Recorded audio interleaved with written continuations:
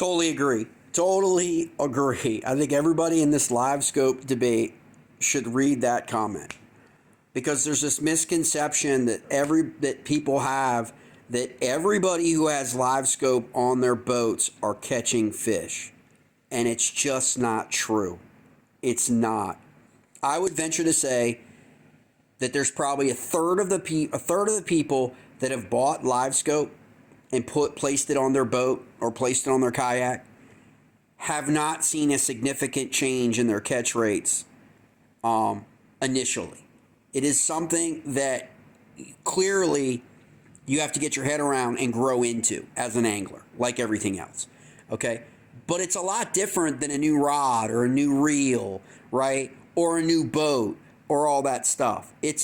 You're tapping brain space, okay, that you fundamentally have not been tapping. We just need to be honest about it.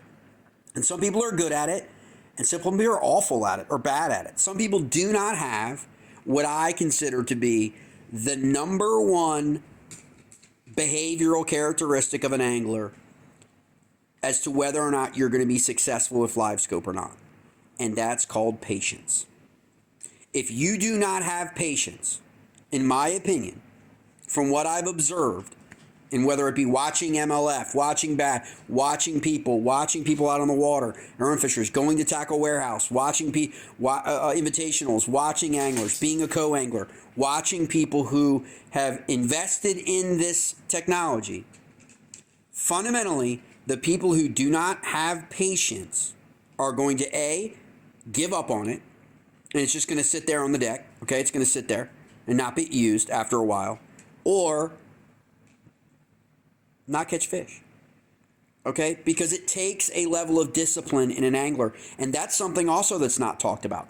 What about the skill set of these guys that have mastered Livescoping?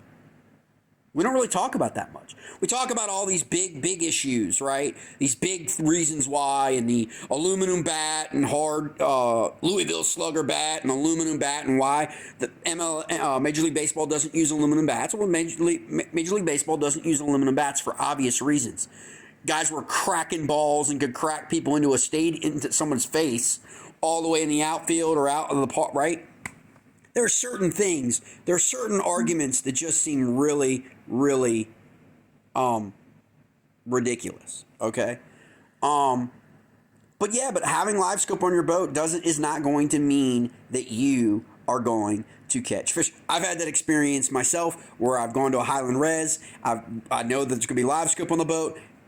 Okay, 2 units. Okay, we're going to freaking smash them today. We're going to get on them today. And yeah, we found the fish and could not get them to bite. How frustrating is that? Ask yourself that. It's like, okay, how many pitches are you going to take swinging at, getting strikes, before you finally just put the bat down? Right? Right? I mean, baseball players call that a slump, right? But if you've got Livescope and you're out there scoping, and you see the fish, you're on the fish, you were there, right? And you can't get them to bite. How frustrating is that? And how are you going to handle that? How can you handle that? You got to have patience with it, working with the technology and figuring out exactly how to present the bait in the right way, while also watching your tip, also handling your rod, also looking at your screen, also trying to judge what the fish's behavior and movement is, also kind of judging, it's physics, it's science. And look, none of us really like physics in freaking school. We didn't really like math. I don't know anybody who liked math that I've ever fished with that likes math, let alone physics. But that's really what it's about in terms of the technology, understanding that. Some people get it, some people don't. Some people are inflexible, right? And don't want to learn a new technology because they don't feel like they have to learn a new technology because they've always been catching fish, or they've always been in the top 20 on the leaderboard. And my argument is this: when you talk about Bass Elites and Bass Pro Tours, you're competing against the same people all year long. And different anglers on those tours have different strengths. Some events, they're going to be highlighted and they're going to be in the top 10. Other events, those strengths aren't going to come into play. Okay, and they're going to be out of the cut, right? but you're competing against the same people all year at 8, 9, 10 events, right?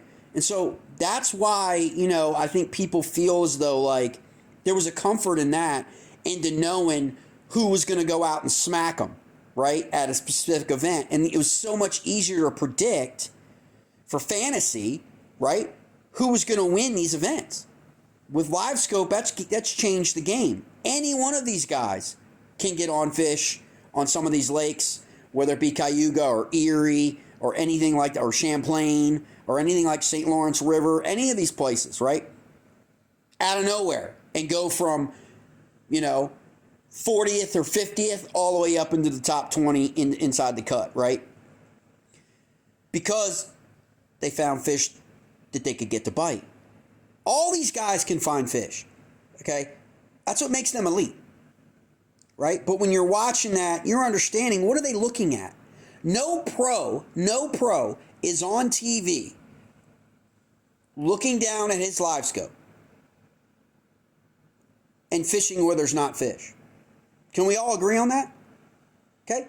Even though we're tired of looking how boring that is and how crappy it is to be staring at a guy's ass all freaking during an event, if he's not catching fish, MLF and Bass should move on to someone who's catching fish, right? That's their problem. That's a production problem. That's an entertainment problem. That's not a fishing problem, not a tournament problem. It's a broadcasting problem, okay? But the guy is looking down at fish, so he is on fish. He just has not been able to entice them to bite yet. That is the critical at what we're talking about, right? So no one's using Livescope. If you go up and pull on a spot and you're looking at Livescope and there's nothing there, you're moving, you're leaving. So obviously the guy's sitting out there, okay, in Lake Erie, on looking at fish on his screen. He just hasn't been able to get them to bite. And isn't that the real skill? Isn't that really what we're talking about? The guys that have the ability to locate fish, and not only locate them, but to catch them. And to present the right bait at the right time, with the right presentation, to get a strike. Some guys are good at it. Some guys aren't as good at it. Okay? And that's what we're learning throughout this whole Livescope debate. Okay? Shallow guys have an advantage in a shallow tidal fishery and grass. Frog guys have an advantage over Livescope guys in certain fisheries, right? We've seen that. We saw, I think, was it the Sabine River this year? Like tough bite. Livescope didn't help nobody. Okay? So there are going to be events where Livescope's going to come into play. And there are going to be events where Livescope's not going to be part of the equation. It still may be used in an event, but it's not going to be part of the equation because it's not going to help, okay, in terms of catching the fish or locating the fish in grass, in shallow water, and all these different conditions, which is why it's important when we're having this Livescope debate for 2024, let's look at the schedules this fall. Let's see where Bass is going to be going to on the Elite Series. Bass Pro Tour, where are they going to be going? What fisheries? And are those fisheries set up for Livescope? And should there be an equal amount of fisheries where they may believe Livescope, like an Erie or a deep Ontario, St. Lawrence, where they know historically Livescope guys have done really well at? Do they balance that schedule with fisheries in the South or tidal fisheries or things like that, where maybe Livescope isn't exactly a big player in the mix, okay? That's just another one of my takes on the whole thing. There are easy solutions to this that I think can please everybody. But again, like I said earlier, it is all about livelihood.